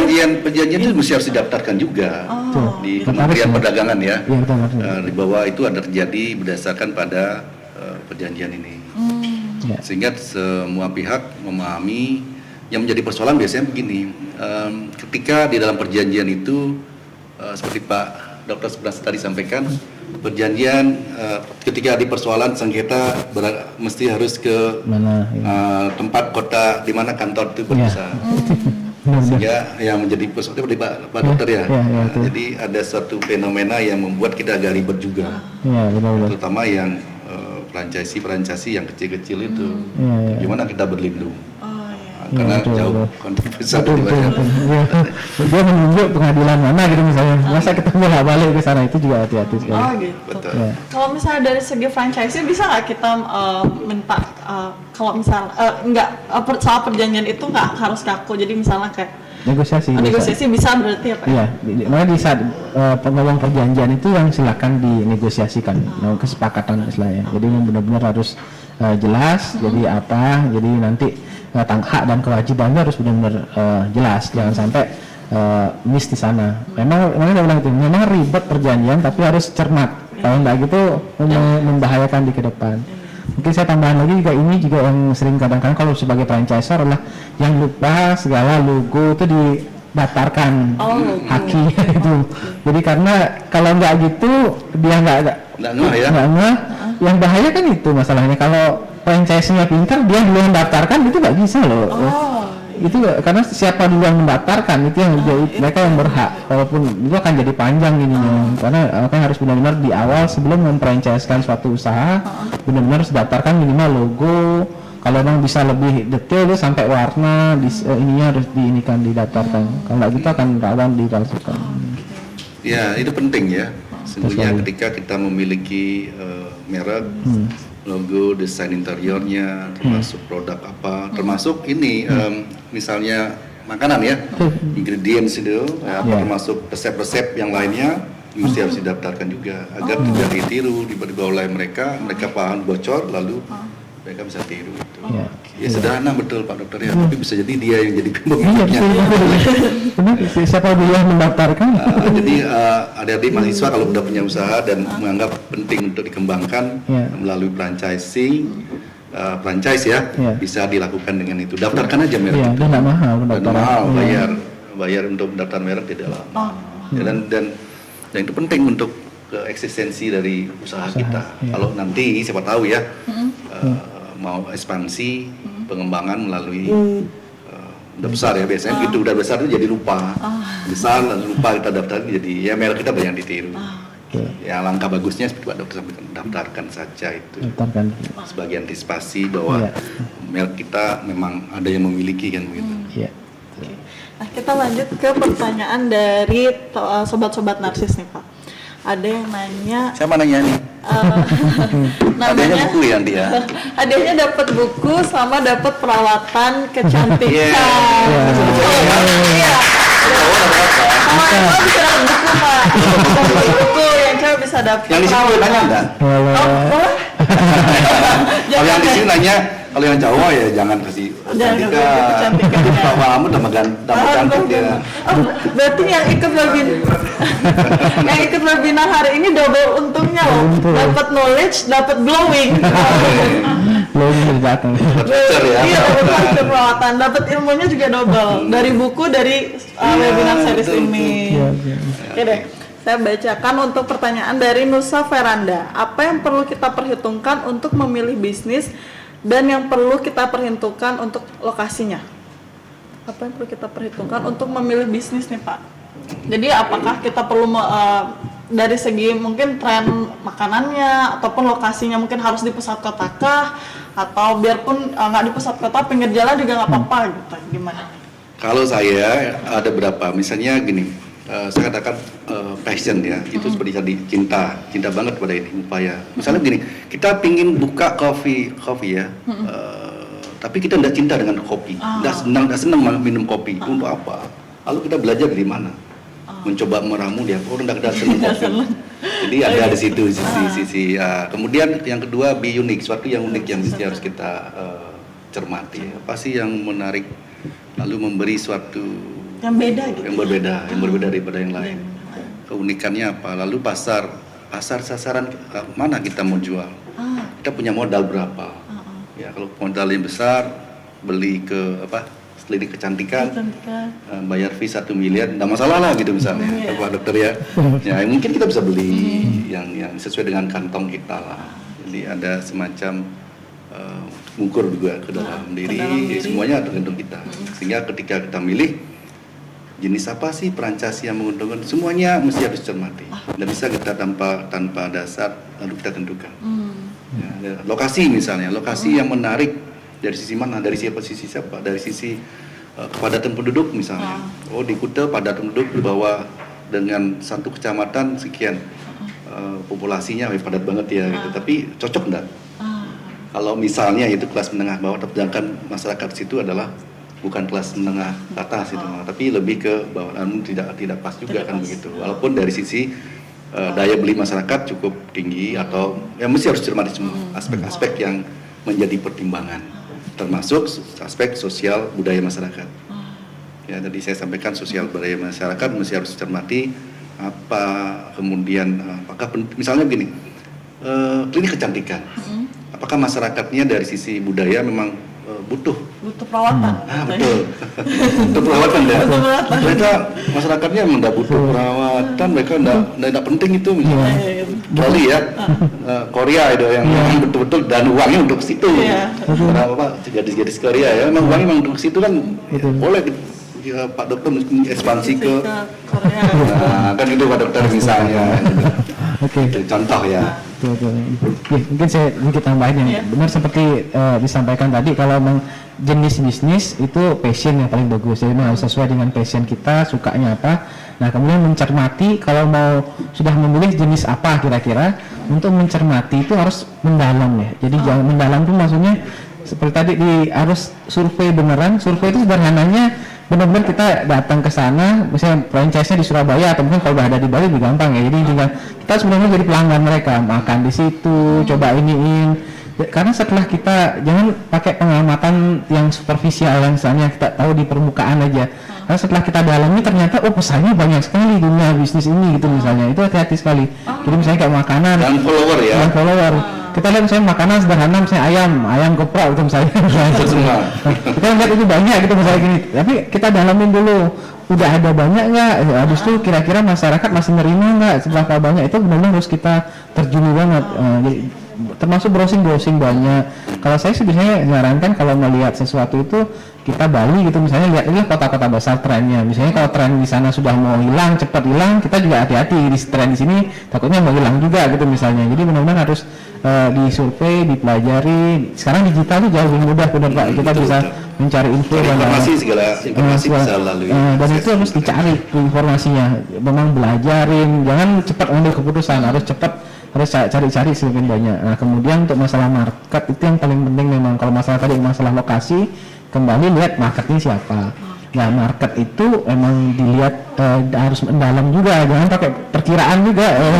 Teman saya dia bahkan mau buat usaha gitu, dia bisa nongkrongin 1 minggu, dia misalnya mau buka usaha di situ kira-kira berapa yang lewat, itu masuk jalan. Kalau dia mau buka cabang di situ, dia berapa orang lewat, orang apa aja di situ, harus sampai mendetil seperti itu, real datanya, jangan perkiraan. Nah ini juga sama kalau mau buka usaha misalnya makanan, Nah, mungkin bisa survei kecil dengan teman-teman, saudara yang gini, kalau saya jualan gini, minta tarik dulu nggak atau apa nggak, mungkin tanya, baik, kayak gitulah mungkin saya rasa itu penting. Bahkan kalau sekarang kan bisa Instagram, polling, bisa buat, bisa banyak cara yang sekarang jauh lebih mudah, tapi intinya market itu memang kejangkau, jangan sampai bagi kita itu benar, tapi bagi masyarakat tuh belum tentu gitu sih.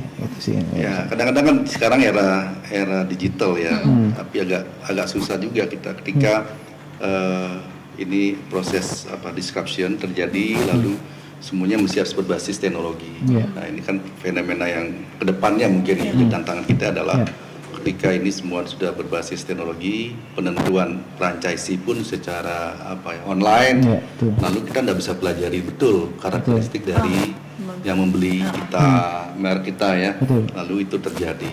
Itu nggak tahu ya, semua misalnya emang mesti harus ke sana menuju ke situ. Mau tidak mau tantangan bagi franchisor juga. Ini gimana kita mengatasi ketika semua mesti harus berbasis teknologi, semuanya ada di situ. Lalu ya seperti Gojek lah, Gojek siapapun bisa kan. Jadi tapi itulah fenomena Gojek, tinggal term on and condition ya. Setuju, tidak setuju, oke, dapat baju, dapat. Kita nggak tahu tuh karakteristik dari mereka. Ya mereka ojol-ojol sudah menggunakan merek Ya betul. Ya tanpa saya sebut ya merek-merek itu. Nah, lalu mereka jalankan. Jadi sesuatu kan nama baik dari merek ojol itu jadi masalah. Betul ya, sehingga ini karena kemudahan. Ya, lagi era disruption, jarak dan waktu dan biaya menjadi pertimbangan. Dan mungkin dong dari perusahaan itu melakukan, pemudi saya seleksi dulu sini, apa ditanya, habis waktunya. Lalu dari biaya juga tinggi, mereka datang dari Jakarta ke sini, setiap kota didatengin begitu. Wah, luar biasa biayanya kan begitu. Jadi itu juga faktor yang mesti harus diskripsi terhadap fenomena-fenomena dalam mengefisiensikan biaya dalam merekrut franchisee begitu. Jawabannya sudah detail banget untuk pertanyaan dari Nusa Veranda. Semoga bisa membantu untuk Nusa Veranda dan memutuskan bisnis apa yang akan dipilih nantinya ya. Oke, selanjutnya kita akan ke pertanyaan dari Ista Sulistia. Mohon sharing untuk mengenai bagaimana klinik DNI membangun kepercayaan pada customer untuk memakai produk dari DNI, dari membuat promo, konsul dokter gratis hingga promo lainnya yang awal sampai hingga saat ini sangat banyak sekali cabangnya di setiap daerah. Oke. Bagaimana nih dok? Membangun kepercayaan. Oke. Jadi memang kalau di saat membuat usaha pertama itu branding. Branding itu penting sekali ya, karena akan kita buat sesuatu yang berbeda, terutama kita mulainya kan kurang lebih tahun 2009-2010 yang untuk mulai kliniknya. Bagaimana kita berusaha untuk konsisten dan mencari celah. Waktu pas saya di awal itu kita lihat fenomenanya market saya yang cari memang market middle. Waktu itu saya sempat baca bukunya Yusuf Hadi C3000 bahwa kelas menengah itu lagi meningkat saat itu. Jadi kita mulai usaha itu mulainya dari market. Marketnya itu adalah kelas menengah, orang yang berpenghasilan mungkin 2 juta, 3 juta, yang pegawai, karyawan, termasuk juga mahasiswa. Nah, jadi dari situ mulai kita berangkat, kita membuat suatu klinik dengan menyesuaikan jadinya, apakah alat-alatnya, apakah produknya atau apa itu, jadi harganya biar bisa masuk ke sana. Kemudian saya di DNI dulu kita membuat tagline itu beauty for everyone, karena saat itu belum banyak klinik kecantikan yang harganya terjangkau, tapi tempatnya harus bagus. Orang masalah kecantikan itu masalah pride soalnya, masalah keyakinan, kepercayaan. Jadi di situ kalau dia ngomong perawatan di mana itu menentukan harga diri ya. Ini benar. Jadi itu bagian dari gengsi. Betul. Kebanggaan gitu. Saya habis perawatan ke sini nih. DNA. Ya, kalau kita belum sekarang masih harus setelah foto gitu ya, pada diunggah Iya benar. Jadi dari situ akhirnya kita buat tempatnya usahakan yang bagus tapi harganya masih terjangkau. Nah itu membuat orang pertama sih nularnya mulut ke mulut. Dan kita sekarang zaman digital. Waktu itu masih saya modalnya cuma BBM aja waktu itu. BBM yang penting layanan itu saya kerjakan sendiri. Jadi kita jadi dokter, jadi call center juga. Karena aktivitas saya kan saya juga dosen di Udayana dari jam 8 sampai jam 2 siang. Mau tidak mau setelah membimbing mahasiswa kita harus jawabin itu. Jadi kita karena harus menjaga konsistennya bahwa kita memberi pelayanan yang bagus. Nah di situ kita bisa memberikan pelayanan konsultasi yang langsung menyelesaikan masalah. Bukan hanya customer service yang menangani. Jadi kan kadang orang setelah menggunakan produk, setelah perawatan ada juga kesalahan pakai atau apa, jadi muncul masalah. Kan nanya dikit aja misalnya ini saya kadang pertanyaan gitu Pak, setelah diberi produk sudah dijelasin pas konsultasi, pas pulang bingung lagi gimana duluan dipakai ini. Masa dia nanya harus ke ini, jadi kan hal kayak gitu ditanyakan ke kita kasih tahu masalahnya, caranya, dan kalau ada masalah langsung kita berikan solusi. Jadi akhirnya intinya kalau kita bisa membantu customer, kita dulu promo-promo intinya mempermudah, harga pun real, jadi maksudnya tidak baru datang orang nggak berpikir langsung harganya dinaik promonya harga 100.000 gitu misalnya, sampai sana tambah ini jadi kita nggak, kita usahakan real segitu, emang harganya segitu, promonya istilah kita bilang promonya jujur, habis itu konsultasinya benar-benar kita membantu sampai orang itu benar-benar berhasil lah istilahnya. Jadi kalau itu otomatis wajahnya enaknya kita dibawa kemana-mana sama orang, jadi maksudnya kalau mukanya tambah bagus pasti orang nanya pakai apa sih, jadi otomatis akan nular ke yang lain orang-orang. Jadi kita jaga konsistensi itu untuk menjaga orang-orang biar percaya dengan produk kita. Nah kemudian kita mengembangkan kenapa ke tempat-tempat lain itu karena saya ngelihat kembali ke masalah trust. Kalau satu tempat orang kurang percaya. Jadi saya pernah merasakan banget tempat awal kita bukan yang di Raya Puputan, ada tempat yang masuk Jalan Tukayeho namanya, satu tempat kecil itu banyak sekali yang underestimate lah. Setelah tempat yang sudah besaran pun banyak juga yang lihat harga yang murah gitu, misalnya mereka akan ngomong masa mau ngefek sih murah-murah gini bagi orang yang ini ya. Bahkan beberapa juga ngomongin saya sudah ke Surabaya, ke Jakarta, jadi kayak seperti underestimate kita sebagai orang di Bali karena klinik Bali. Nah setelah saya buka beberapa cabang di Bali, saya kurang lebih 2014 sudah saya nekat buat cabang di Jakarta, di Bintaro. Itu asumsinya orang dia percaya bahwa kita itu suatu brand nasional atau brand karena kalau tidak, karena benar-benar saya kan lulusan spesialisnya di Surabaya, istilahnya teman-teman saya teman Surabaya nggak tahu lah kemampuan itu sama-sama aja lah, tapi kalau orang biasanya melihat oh ini saya sudah berobat ke dokter yang di Surabaya, itu kayaknya kita dokter di Bali kalah banget gitu. Jadi akhirnya kita nekat buat di Jakarta, itu juga benar-benar nekat waktu itu. Jadi saya investasi tempat, habis itu kita buat di situ. Jadi lumayan membuat image bahwa kita punya cabang di Jakarta. Jadi orang akhirnya akan lebih percaya. Kembali itulah langkah-langkah kita untuk membangun trust.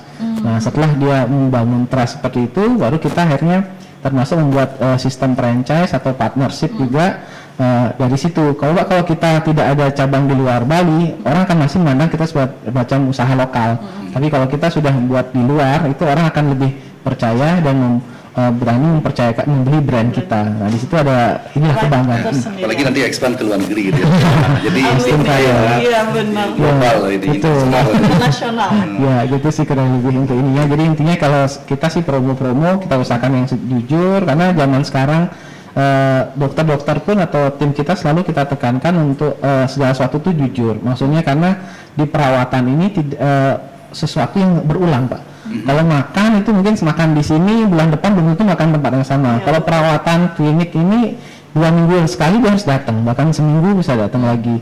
Jadi kalau kita menjanjikan yang berlebihan, misalnya sesuatu yang nggak mungkin, kita bilang, oh misalnya orang bikin saya pengen tirus, oh ini tarik gini aja, padahal sebenarnya problemnya berbeda, misalnya tulangnya nonjol, itu emang tulangnya harus dipotong misalnya, baru bisa tirus. Jadi kita nggak janjikan seperti itu. Yang tidak mungkin ya. Nggak mungkin, karena ada yang menjanjikan seperti itu di saat tidak terpenuhi janjinya, mereka akan jadi bumerang buat perusahaan sendiri ya. Jadi kita menjanjikan kalau emang enggak apa-apa yang coba tempat lain, tapi setelah dia tahu ternyata enggak, dia kan malah trustnya lebih gini dengan kita.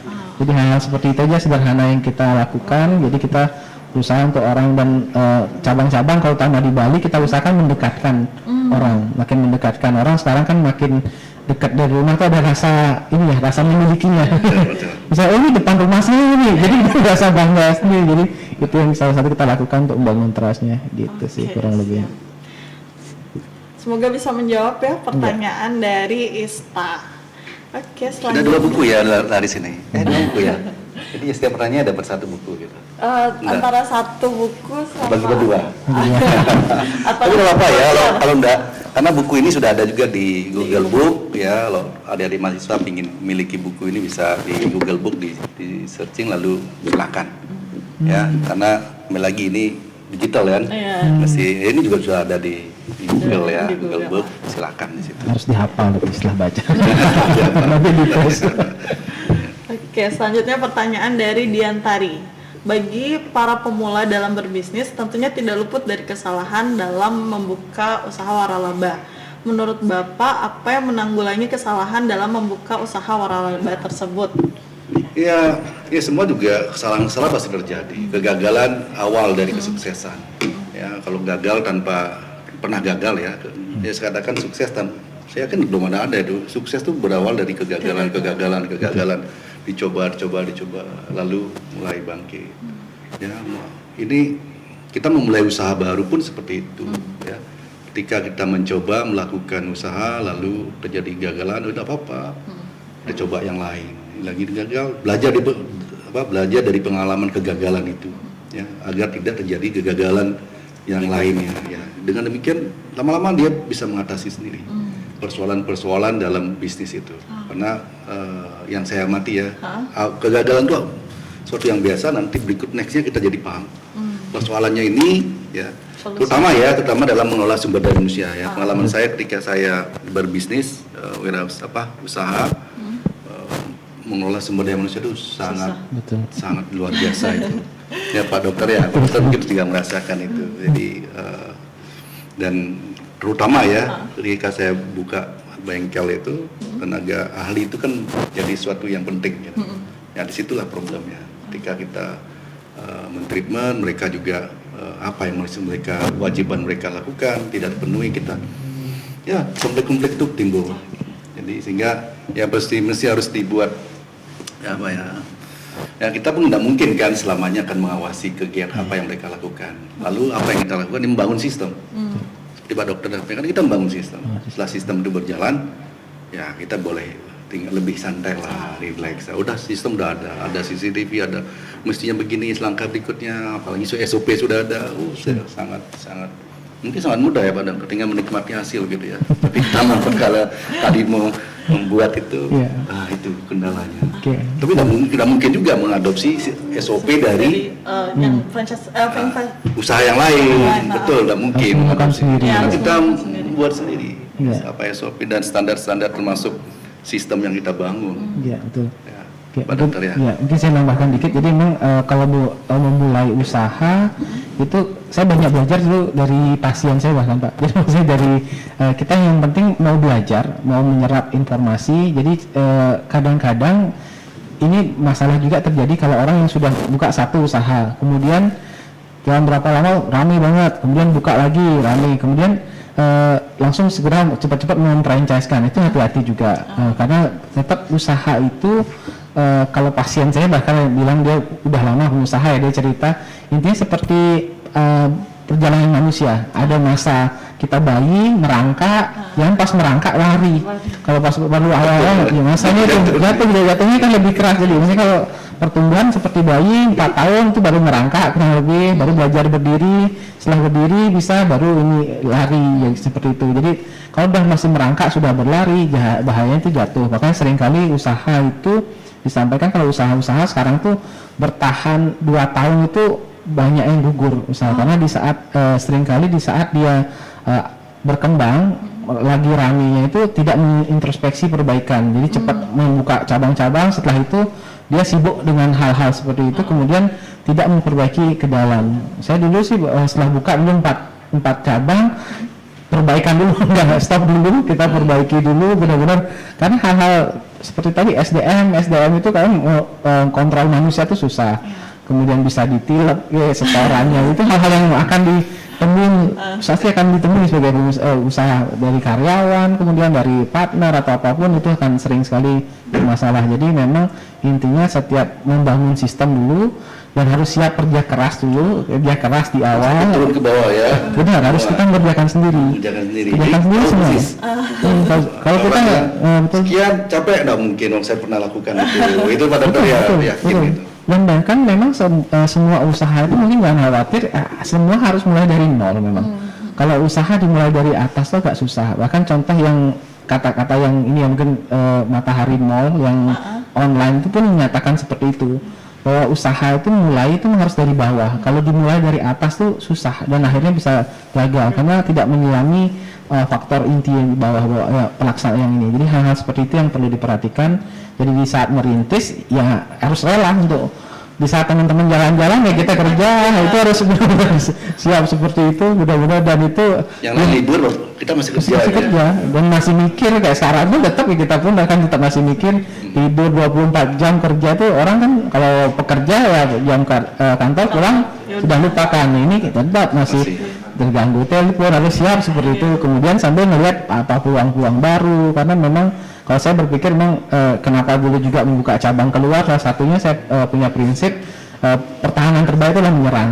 Jadi di saat tempat kita pasti akan diserang orang, kita juga bisa menyerang orang lain. Jadi intinya kolam kita dipancing orang, ya kita bisa mancing di kolam yang lain ya. Itu sih. Jadi itu aja sih kalau mau mulai usaha, mau biasa seperti yang biasa dulu atau menjadi kewaralaba, tetap harus ada tahapannya yang harus dipelajarin. Intinya mau belajar. Kalau langsung Jangan takut gagal. jangan takut gagal, Betul, betul Pak. jangan takut gagal. Kalau semua itu proses pembelajaran. Pasti gitu. itu pasti ada gagal dan selalu introspeksi, itu aja. Saya melihat pengusaha-pengusaha sukses itu ya semuanya berawal dari kegagalan. Betul. Siapapun saya lihat, saya baca biografi siapa, pernah gagal juga. Oh, ya benar. Jadi di situ proses belajarnya. Iya. Ya kalau nggak pernah gagal, nggak ada ya kayak Nggak ada. Pasti semua ada. Ya, jadi dari situ proses perbaiki lagi. Mau belajar jangan takut gagal, mentalnya juga dilatih ya untuk Betul. lebih kuat. Ketika gagal langsung drop, jangan sampai begitu. Mesti harus kuat. Ini awal loh, masih wajib jawab. Dan yakin juga itu. Yakin akan berhasil gitu. Karena kalau kita nggak yakin, Siapa yang yakin? Iya, karena diri kita sendiri. Oke deh. Lanjut ke pertanyaan Bayu Indrayanto. Apa yang harus dipertimbangkan ketika memilih brand franchising? Dan bagaimana tolak ukur minimal bahwa suatu brand sehat dan layak untuk dibeli? Itu aja sih pertanyaan. Ya, baik. Memang ya ini sering kita cermati ya. Kita mesti harus tahu apa ya, prototipenya. Ada contoh yang sukses gitu loh. Ya, kalau itu kita cermati, oh ini betul sudah memberikan hasil. Cara kita sederhana mungkin ya, oh udah betul. Berapa cabangnya sekian? Lalu kita lihat prototipe kesuksesan itu bisa dijalankan, lalu saya kira itu sederhana kita melihat dan akses informasi. Kita mesti harus tahu kapan semua yang mesti harus dan modal yang butuhkan. Ya, kelihatannya sederhana Prof. Ya. Mungkin saya tambahkan dikit untuk ini, salah satunya juga adalah bertanya kepada franchise yang lain. Jadi misalnya telah melakukan ya. Yang telah melakukan. Jadi jangan percaya murni omongan franchisor, pasti akan bagus-bagus saja. Jadi yang harus coba dikenalin, pasti ada yang mungkin pelan-pelan akses belanja dulu di situ, sering belanja, kenal sama ininya, baru akan tanyakan. Karena pasti ada hal yang baik buruknya dari franchisor itu. Jadi itu yang bisa kita cermati. Kalau bagi kita hal yang buruknya masih kita bisa tolerir, tapi dengan pertimbangan ada kebaikan lain yang kita dapat, ya silakan itu diambil. Tapi kalau lebih banyak yang nggak cocok sama kita, ya udah jangan. Ya itu karena real testimoni, real cabang-cabangnya di survei dilihatin, nah itu yang salah satu yang cara menurut saya. Oke, berarti emang harus banyak nge-research, harus real. banyak cari tahu. Hati-hati pencitraan. Hati-hati pencitraan. Karena gampang ya untuk saat ini di era digital untuk pencitraan. Iya, berita-berita juga hati-hati karena kan tidak semua berita real. Benar. Ada juga yang di-create. Cari untung ada juga kan franchisor itu. Jadi yang penting dapat yang mau beli jual. Iya, betul. Tanpa mau tahu ternyata sudah Ya kita tidak dibimbing, kita tidak dituntun, ya selesai. Cukup. Kayaknya sudah cukup ya. Masih 15 menit. Mau minum dulu Pak. Ya. Kalau Yang dapat buku mana tadi ya? belum di sini? sih, Belum ya? Oh, Kita belum, masih ada ini. waktu lagi nih. Oke, baik. Nah, untuk langkah-langkah yang perlu atau skill-skill yang perlu dimiliki untuk para franchise pemilik bisnis franchise yang baru nih akan terjun, apa aja sih ya Pak yang perlu Perusahaan itu harus terbukti. Perusahaan itu harus Terbukti menguntungkan. Ya, lagi Pak, membuat seorang mau beli kan terbukti menguntungkan. Kadang-kadang kan begitu, memprospektus ya, kita profil perusahaan itu ditampilkan, di situ kan dijabarkan dari sisi aspek keuangan. Ya, lalu berapa tahun dan semua itu ada di situ. Jadi kita sebagai pembeli mesti harus mencermati itu. Atau sebagai franchisor memaparkan profil perusahaan itu dengan detail. Ya, dengan memaparkan itu diberikan tertarik enggak? Jadi ya itu barangkali yang mesti cermati lebih jauh lagi. Oke, mungkin tambahan untuk masalah kalau skill yang dikuasai, kalau kita mau buat usaha ataupun kita mau bikin mau franchise, membuat usaha mau di franchise kan atau apa, skillnya itu kalau nama pengusaha harus menguasai semua skill. Itu skill. Ya, jadi memang ada sesuatu yang mungkin kita lebih mendalami, misalnya ke marketingnya mungkin kita harus jago, tapi tidak bisa mengesampingkan karena nggak bisa memilih. Kalau kita sudah jadi pengusaha itu semua pertama SDM-nya, finance-nya, harus marketingnya, itu semua harus bisa dikuasai. Jadi ilmu ini nggak bisa sepotong-sepotong.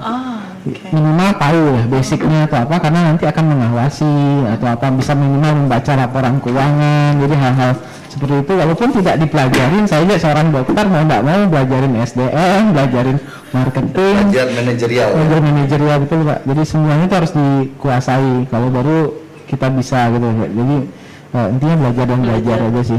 Jadi semua skill harus dikuasai dan mungkin pertajam di satu mana yang kita inginkan. Paling tidak kita punya tim untuk itu. Ya, betul. Kalau kita tidak paham, tetapi kita memiliki tim yang kuat di dalam menelaah, menganalisis pasar itu misalnya, ya kita punya tim mungkin bisa lebih cepat ya. Betul, Pak. Kita tidak paham tentang aspek keuangan misalnya, tapi kita punya tim. Tim itu yang mengkaji lebih jauh. Kita tidak paham tentang marketing gitu misalnya, tentang apa sih yang mesti dilakukan. Itu buat aja tim yang mampu untuk menganalisis dan kita terapkan itu. Ya, kembali lagi ya, kita membuat mesti harus bisa diterapkan. Tidak sekedar ini loh kita ya harus bisa dilaksanakan. Dan sekarang itu mungkin eranya era kolaborasi ya. Kalau memang belum mampu meng-hire tim, ajak partner dulu. Jadi yang penting orang yang punya visi yang sama mungkin ada. Karena belajarin misalnya digital marketing itu kan susah banget belajarnya kalau nggak punya. Tapi kita ngasih dikit-dikit lah bisa mengarahkan. Tapi bisa ajak orang yang memang jago seperti itu. Kemudian yang mana, jadi memang benar-benar bisa partneran mungkin, tapi nggak usah terlalu banyak ya, 3-4 orang partner dengan skill masing-masing. Mungkin buat mahasiswa yang pengen memulai itu bagus banget. Jadi kan jurusan beda-beda nih, ada yang jago bidang hukum, jago bidang komunikasi dan lain-lain. Nah itu ada satu produk yang dijual. Nah itu yang penting perjanjiannya jelas. Biasanya buat badan usaha dulu yang benar. Buat PT biasanya kalau memang mau partneran itu biar nggak ribut ke depannya, jelas pembagiannya, sahamnya seperti apa, kontribusinya seperti apa. Mungkin ada yang tidak menyetorkan modal tapi dia kontribusinya sebagai pekerja, nanti dia yang melit ininya. Nah seperti itu sih dikolaborasikan. Kalau memang masih awal-awal silakan, tuh terbuka banget untuk era saat segini. Berarti emang banyak skill yang harus kita pelajarin ya, dari segi finance, terus handle sumber daya, marketing, branding, segala macam. Jadi emang intinya tuh jangan mau untuk berhenti belajar. Betul. Nah, kalau kita lihat di era sekarang ini karena adanya pandemi, otomatis kan perubahan akan terjadi ya Pak ya. Gimana Bapak melihat bisnis franchise ini ke depannya? Apakah akan tetap menjamur seperti ini atau malah sebaliknya? Ya, dengan kondisi COVID-19 pandemik ini, saya yakin franchise itu akan berbasis pada teknologi informasi. Bentuknya apa? Nah, ini yang mesti harus disiasati oleh franchise ya. Semua franchise harus bersiap-siap apa sih yang mesti harus kita lakukan dengan kondisi seperti ini. Hampir semua usaha itu sudah mulai tiarap ya. Tapi untuk membangun kembali kan perlu energi. Energi yang kuat, energi yang besar untuk bangkit. Ya tentunya ya dengan kita nggak tahu COVID-19 pandemi ini kapan berakhir. Iya betul. Usaha mau itu terus jalankan Pak Dokter ya. Mesti harus begitu berbasis teknologi. Sekarang aja ada pemeriksaan melalui dari rumah. Jadi pasien itu kalau nggak salah pernah saya lihat pasien itu melakukan video call dengan dokternya, lalu didekatkan wajah ini. Oh ya, pakai obat ini diresepkan, tinggal ambil. Jadi nggak perlu diperiksa betul ya Pak Dokter ya. Perlu diperiksa itu kan bagian dari deskripsi perubahan. Semuanya mesti dilakukan. Ya, ini kelihatannya yang mau di foto foto diri dikirim. Foto kita siapa. Jadi mungkin dulu ada diberikan resep terkait dengan obatnya A, B, C, sekarang diganti karena sudah ada yang berubah gitu misalnya. Itu Pak Dokter ya, silakan Pak Dokter. Betul sekali. Jadi kalau sekarang yang berkembang tadi istilahnya telemedicine seperti itu. Telemedicine. Jadi bisa video call. Kita sudah mulai menerapkan seperti itu. Yang semua harus berbasis digital. Produk bisa kita kirimkan, bisa delivery, bisa intinya konsultasinya bisa online dengan dokter. Ya, jadi benar-benar kita usahakan seperti orang periksa beneran. Kalau kulit kita enaknya lebih mudah. Tinggal foto, bisa kirim, udah bisa mencerminkan ya. Kalau penyakit dalam itu nggak berarti.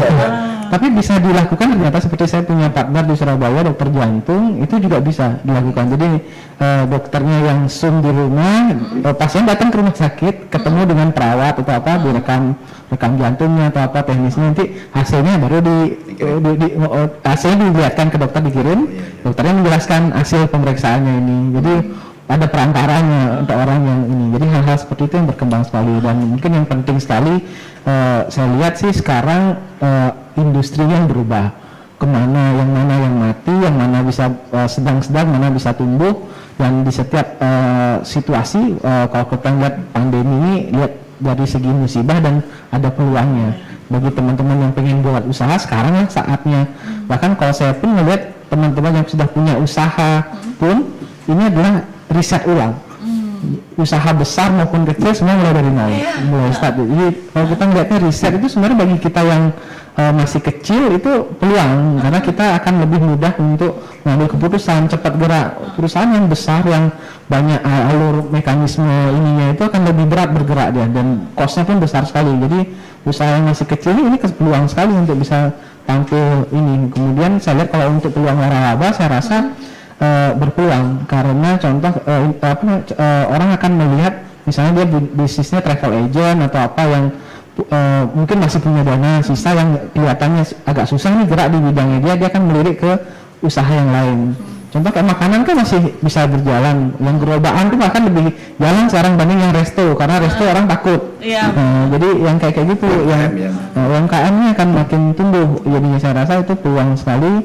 Yang sudah punya usaha silakan dirapikan sistemnya. Jadi memang SOP dirapikan, ini semua dirapikan, nanti baru mulai ditawarkan secara laba. Dan saya rasa banyak orang tertarik karena dia udah bentok usaha, jadi diapain lagi karena nggak bisa, modalnya masih ada kan. Kalau udah punya usaha pasti pengen usaha yang lain. Nah itu bisa salah satu meliriknya usaha yang lain gitu sih. Berarti emang untuk masa ke depannya bisnis waralaba ini masih oke lah. Masih oke. Masih menjamur. Masih menjamur dia. Ketika perusahaan mesti harus merespon perubahan. Betul. Dengan penerapan digital tadi betul. Nah, untuk yang terakhir ini, bonus untuk sobat-sobat narsis. Nah, apa tips dan trik untuk sukses dalam menjalankan bisnis franchise? Ya, silakan Pak Dokter.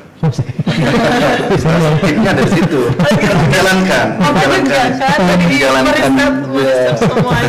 Menjalankan. Kalau saya, kalau sebagai franchisor, pertahankan dan mesti harus inovasi dan kreatif. Inovasi tidak dan hanya kreatif. sebatas ini saja, tapi mesti harus mampu itu beradaptasi terhadap perubahan. Ya, ketika ada perubahan seperti ini, jangan jangan kaku gitu. SOP-nya nggak mau dirubah. Lalu pokoknya jalankan semua, nggak bisa seperti itu. Mesti harus kita merespon perubahan. Ya, merespon perubahan, beradaptasi, dan semua kreativitas dan inovasi mesti harus ditumbuhkan. Ya.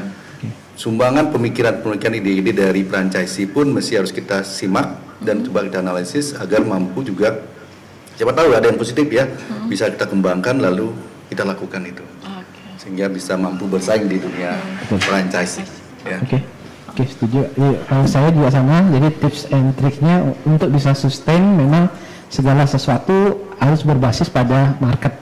Kondisi peka terhadap kondisi market saat ini, apalagi di kondisi pandemi saat ini, kita akan bisa melihat siapa yang masih punya uang marketnya. Jadi orang yang masih karyawan, tapi kalau karyawan mungkin kalau di Bali sendiri yang di dunia pariwisata mungkin agak menurun, mungkin ada pengusahanya pun akan menurun, artinya daya belinya agak menurun.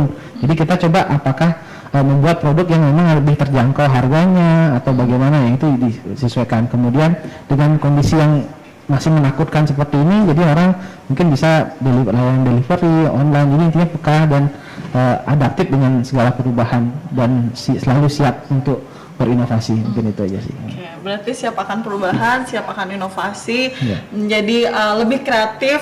Itu merupakan beberapa tips dan triks untuk bisa menjalankan bisnis franchise untuk menjadi sukses. Nah, sekarang ini kita ada 4 penanya yang tadi menanyakan mengenai bisnis franchise. Kira-kira dari Bapak sendiri ada yang mana nih menurut Bapak yang boleh untuk dikasih buku dan voucher perawatan gitu. 4 orang. 4 orang, dari 2 untuk buku, 2 untuk voucher perawatan. Oh, 2 buku. 2 buku. Saya lupa yang bertanya apa ya. Yang bertanya kritis ya, Pak.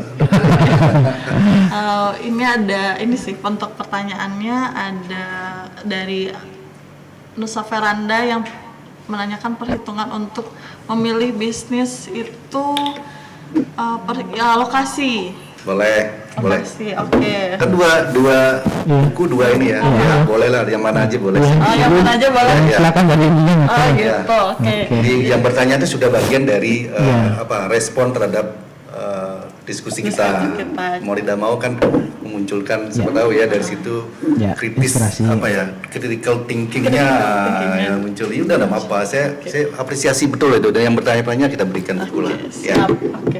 Berarti nanti untuk buku yang akan diberikan dan voucher yang akan diberikan, nanti kita akan menghubungi penanya yang tadi ya.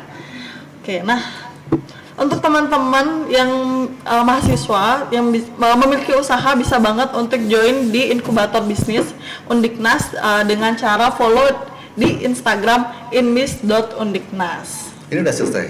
Sudah. Boleh saya berikan suatu pantun buat Pak Dokter? Boleh banget Bapak. Tapi saya harus baca karena saya enggak ini.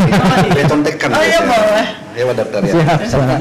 Biasanya seperti kelaziman kalau saya Harus berikan pantun. Pantunnya seperti lagu Bari Rama, ayam berkokok pagi-pagi. Terima kasih Pak Dokter Dharma, hari ini telah berbagi. Luar biasa. Satu lagi. Menemui kekasih di asrama, lampu mati meraba-raba. Mari bisnis bersama, meraup rezeki melalui waralaba. Terima kasih untuk semuanya ya. Terima kasih. Terima kasih banyak. Dan satu lagi, saya memberikan buku buat Pak Dokter ini. Jadi Tangan tangan dulu, Pak. baik, saya berikan buku ya buat Pak Dokter ya. Ya, terima kasih banyak nih. Ya. Tapi enggak salah Nggak usah salam, Pak. Terima kasih banyak. Terima kasih Untuk banyak. Ibu mau juga. Oh, saya sudah Bapak. Oh, sudah. Nanti saya tinggal minta tanda tangannya Bapak Oke, aja. baik. Iya, baik.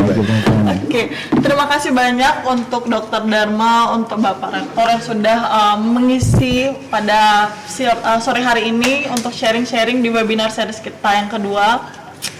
Mohon maaf jika ada kesalahan kata atau hal-hal yang tidak diinginkan. Sudah dimaafkan. Baik banget ya, langsung dimaafkan. Terima kasih banyak juga untuk teman sobat-sobat narsis yang sudah join dalam mengikuti webinar series yang kedua hari ini. Semoga webinar series ini bisa memberikan pengetahuan baru mengenai dunia bisnis, khususnya dalam bisnis franchise. Nah, sebelum kita tutup nih Pak. Sebentar ya. Salam dulu. Boleh. Salam. mumpung terekam.